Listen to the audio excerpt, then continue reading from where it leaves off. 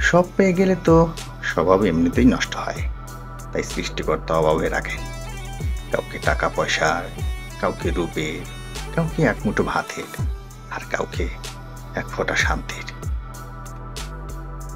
মানুষকে চোখের দেখায় চেনা যায় না, সময়ের সাথে সাথে সবার আসল রূপ বের হয়ে আসে।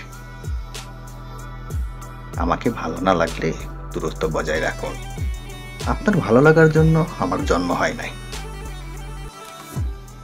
ততক্ষণ পর্যন্ত নিজেকে অন্যের কাছে ভালো রাখতে পারবেন, যতক্ষণ পর্যন্ত তার ভুলগুলো আপনি মুখ বুজে সহ্য করতে পারবেন।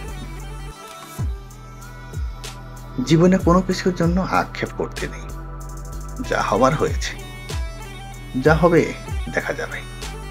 আক্ষেপ বা আফসোস রেখে মনের শান্তি নষ্ট করলে লস আপনারই। যারা পায় সব দিকে পায়, যারা পায় না তারা কোনো দিকেই পায় না। আমি সেই পাখিটার মতো, যার গোটা আকাশ আছে, তবুও উড়ে বেড়ানোর সঙ্গে নেই। ছোট ছিলাম, সব ভুলে যেতাম। সবাই বলতো মনে রাখতে শিখো। বড় হলাম, কিছু ভুলি না এখন, কিন্তু দুনিয়া বলছে ভুলে যেতে হবে সব। মানুষ প্রয়োজন মেটাতে যতটা প্রশংসা করে, প্রয়োজন শেষ হলে তার চেয়ে বেশি বদনাম করে। জীবনকে যদি লবণের মতো বানাতে পারে, তাহলে কিছুটা শান্তি পাবে। কেউ প্রয়োজনের চেয়ে বেশি ব্যবহার করতে পারবে না। যেমন লবণ ছাড়া কারো চলে না, আবার বেশি হলে খাওয়াও যায় না। রাগ হলে একটু থেমে যাও, ভুল হলে মাথা নত করো। দেখবে পৃথিবীর সব সমস্যার সমাধান হয়ে যাবে। চিন্তিত হবেন না, নির্দিষ্ট দরজা বন্ধ হয়ে গেলেও আল্লাহর হাজার দরজা খুলে দেন।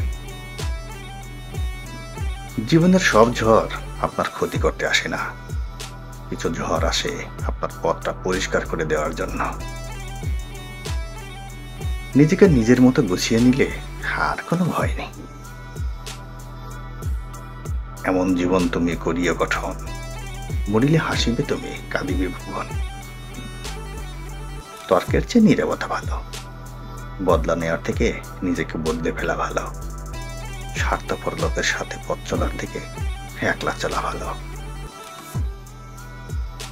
সুন্দর বলে কিছু হয় না, তুমি যাকে যত বেশি ভালোবাসবে তাকে তত বেশি সুন্দর মনে হবে। দুনিয়াতে পরিচিত পেয়ে কি লাভ, যদি মৃত্যুর পরে মানুষের স্মৃতি থেকে হারিয়ে যাওয়া লাগে।